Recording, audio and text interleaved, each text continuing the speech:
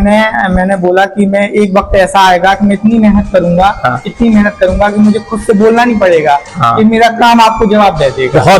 बहुत बढ़िया। लड़की मेरे पास मेकअप कराने के लिए आई तो वो अपने लुक को लेके थोड़ा परेशान थी कि मैं मतलब कैसी दिखती हूँ, अच्छा कैसी लगूंगी। जब मैंने उनका मेकअप किया तो उसने जब आने में खुद को देखा ना, तो वो एकदम उसकी आंखों में जो रोशनी थी। गोरी है कलाइया तो ला दे मुझे हरी हरी चूड़िया, गोरी है कलाइया तो ला दे मुझे हरी हरी चूड़िया, अपना बना ले मुझे बालमा, गोरी है कलाइया तो ला दे मुझे हरी हरी चूड़िया,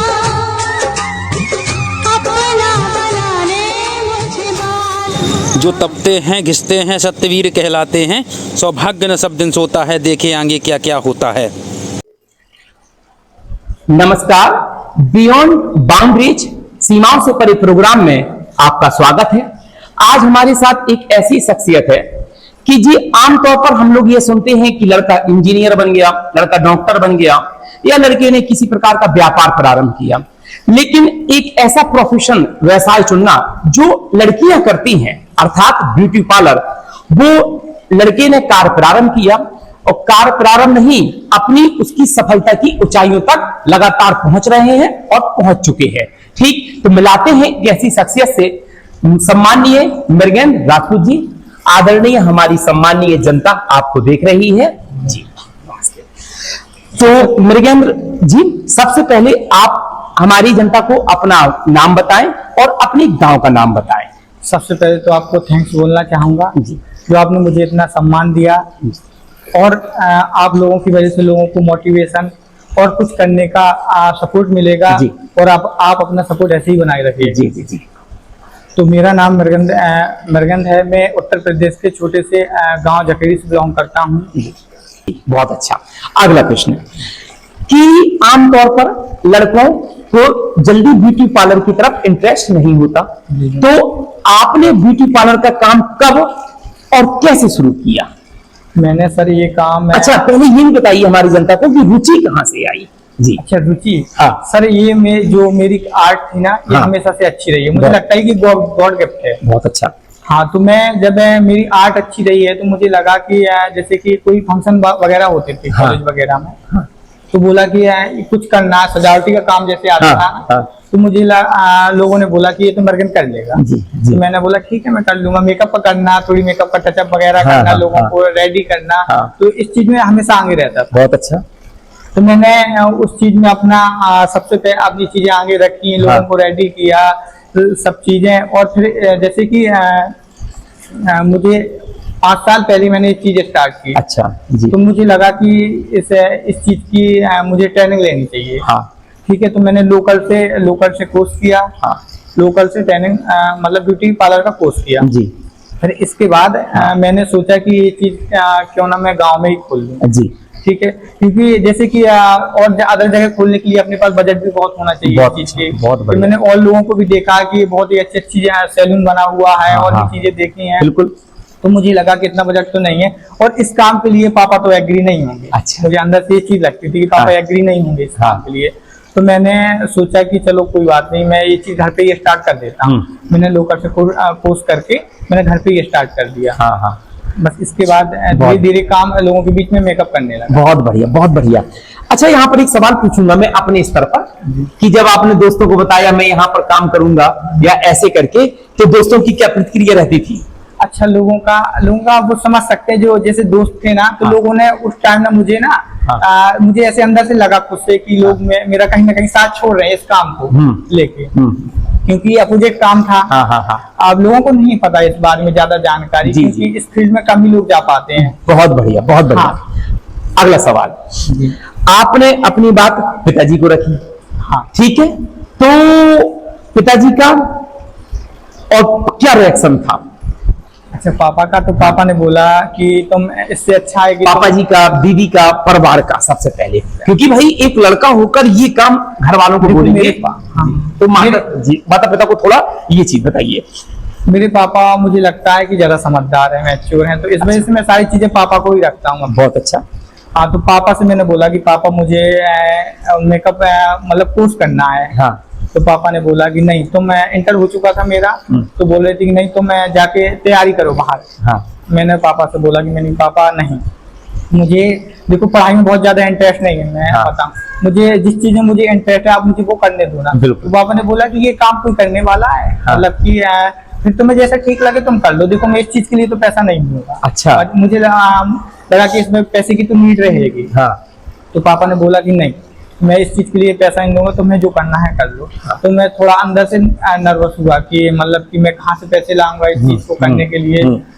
तो फिर पापा ने बोला नहीं पापा मुझे 10,000 रुपए दे दीजिए। अच्छा। तो पापा कहे 10,000 में हो जाएगा। हाँ। मैंने कि हाँ हो जाएगा। तो फिर पापा ने मुझे 10,000 रुपए दिया, तो फिर मैंने लोकल से ट्रेनिंग ली। हाँ। इस चीज की फिर मैंने स्टार्ट किया, और पापा ने इस चीज के लिए थोड़ा जो स्टार्टिंग में था तो हाँ। उन्होंने सपोर्ट नहीं किया। अच्छा। थोड़ा सपोर्ट नहीं किया क्योंकि लोग अपोजिट बोलते थे ना इस चीज के लिए, बहुत बढ़िया। उनके मन में भी कई चीजें चलती थी। और विशेष तौर पे भैया गांव में ज्यादा होता है। हाँ, क्योंकि गांव में ऐसे गांव जखेड़ी जैसे गांव में आप जखेड़ी हो या मतलब गांव में अधिकांशता विपरीत काम करना एक चुनौती होती है बहुत ज्यादा। जी बहुत बढ़िया, बहुत अच्छा, बहुत बेहतरीन आपने जवाब दिया। अब भैया एक प्रश्न मेरे मन में भी आया था और आमतौर पर जो देख रहे हैं उनके मन में भी आएगा कि एक लड़के के रूप में ब्यूटी पार्लर और दुल्हन सजाने का काम आसान नहीं होता, तो क्या आपको शुरुआत में लोगों से ताने या विरोध झेलने पड़े? जैसे गांव के लोग क्या कहते थे, लड़कियों को पता चलता था कि मेकअप एक लड़का करता है, वो क्या कहते थे, या फिर और कोई कहानी आपको याद हो तो जरूर बताइए हमारे दर्शक। शुरुआत में जैसे कि परिवार के ही लोग थे। हाँ। तो परिवार के लोगों ने बोला कि तुम ये काम करे, मतलब कि मुझे बोला तो मैंने उस टाइम मुझे बुरा लगा। हाँ। लेकिन मैंने वहां पे उन्हें एक भी शब्द मतलब बोला नहीं है कि मैं आपको क्या करना है, ऐसी चीज मैंने कुछ भी नहीं बोली। मैं उस जगह खामोश रहा। हाँ। कि आप मुझे बोल लीजिएगा। हाँ। जो बोलना है आपको। जी। क्योंकि मैंने इस चीज को स्टार्ट किया है। हाँ। तो फिर मैंने बोला कि मैं एक वक्त ऐसा आएगा कि मैं इतनी मेहनत करूंगा। हाँ। इतनी मेहनत करूंगा कि मुझे खुद से बोलना नहीं पड़ेगा। हाँ। कि मेरा काम आपको जवाब दे देगा। बहुत बेहतरीन, बहुत बढ़िया।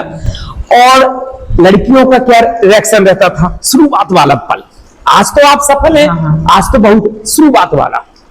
लड़कियों का रिएक्शन देखो, एक तो इंसान का नेचर मैटर करता है जी। कि नेचर कैसा है। हाँ। इंसान का। हाँ। क्योंकि मेरा नेचर ना ऐसा था कि लोग पसंद करते थे। अच्छा। कि भैया का नेचर बहुत अच्छा है। हम्म। क्योंकि गांव के लोग तो अभी भी गांव में लोग मेकअप कराने के लिए, गांव के लोग मतलब जो अच्छी फैमिली से है ना। हाँ। तो वो लोग मेकअप यहीं करवाते हैं। हाँ। हाँ। जिन लोगों को बुराई करनी है तो देखो सक्सेस भी हो जाएंगे, तो जी। फिर लोगों को और भी जलस पैदा जी होती जी, है। बहुत अच्छा। हाँ। तो फिर लोग जितने भी है, जैसे कि 100% में 80% तो मेकअप मेरे यहाँ ही होते हैं। हाँ। गाँव हाँ। के हाँ। सारे। लेकिन शुरुआत में आपने विश्वास पन पाया, मतलब कि वो विश्वास वाला पल, जैसे कोई लड़की आती तो कभी तो कहती होंगी नहीं हमको लड़के से नहीं करा। हाँ, कुछ लड़कियां अभी भी हैं जो अच्छा। मतलब कि नहीं है विश्वास करती। देखो लोग तो मुझे नहीं जानते हैं पर्सनली, लोग जैसे बताते हैं। हाँ। कि ये काम किया स्टार्ट, ये हाँ। मेरा तो उन्होंने बोला लड़का, तो देखो सबके मन में चलता है जी। चीजें। लड़का हम तो ऐसे नहीं भेज सकते हैं जी, ना। जी, हाँ, बहुत ये चीज सबके माइंड में चलती है। लेकिन जब लोगों ने मुझसे मिला तो लोगों ने समझा कि हाँ इसमें तो बहुत सारी क्वालिटियां हैं। हाँ, हाँ, जो हाँ, बहुत हाँ। अच्छी हैं। हाँ।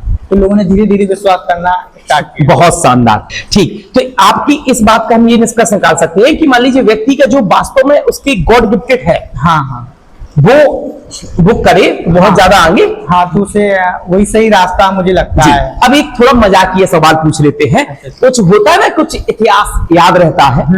ऐसा कोई ग्राहक या दुल्हन जिसकी सजावट करके आपको बहुत संतुष्टि या कोई खुशी मिली हो या कोई यूनिक कहानी हो तो बताओ।